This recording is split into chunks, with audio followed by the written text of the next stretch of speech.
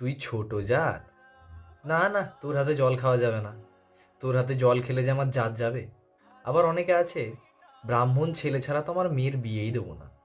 এই ছুঁত অছুত, নিচু উঁচু, ব্রাহ্মণ শূদ্র, ধর্ম অধর্ম, এইসবের ওপরে মানুষের ধর্মই কেন সত্য হচ্ছে না? তো আজকের এই নিয়েই আমার কবিতা। শুনে দেখো, অবশ্যই আশা করছি ভালো লাগবে। এবং ভিডিওটি শুরু করার আগে আমি জাস্ট দুটো কথা বলবো।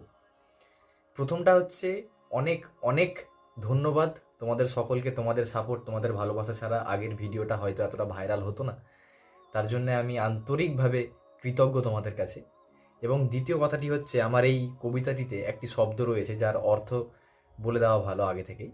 সেই শব্দটি হচ্ছে ব্রাত্য, যার মানে হচ্ছে সমাজচ্যুত বা সমাজ থেকে বঞ্চিত করা হয়েছে এমন। তাহলে ভিডিওটি শুরু করছি।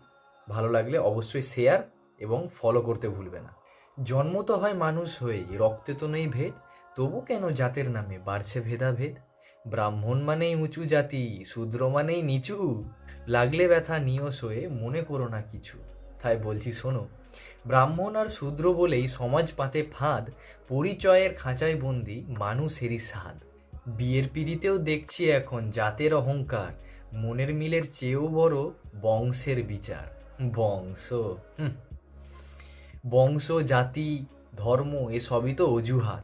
জাতির নামেই বিয়ের সময় মানুষ কেনে বেচে, আবার সেই টাকাতেই ফুর্তি করে দিব্যি আছে বেঁচে। এখনকার দিনের বিয়ে ভালোবাসা সবটাই এখন তুচ্ছ।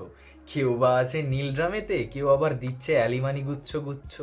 তাই বলছি শোনো, মন দাও নিজ কর্মে। ওহো, সেখানেও তো আবার কাজ পাচ্ছে না লিঙ্গ জাতি ধর্মে।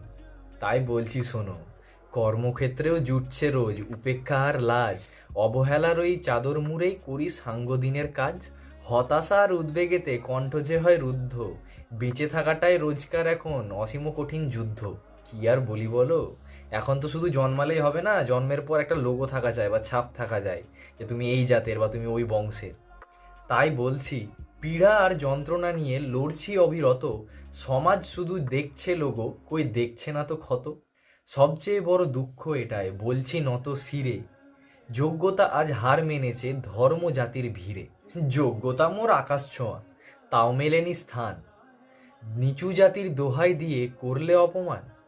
উপযুক্ত হয়েও আমি রইলাম যে ব্রাত্য, ধর্ম জাতি নিপাত যাক, একমাত্র মানুষই হোক সত্য। নমস্কার।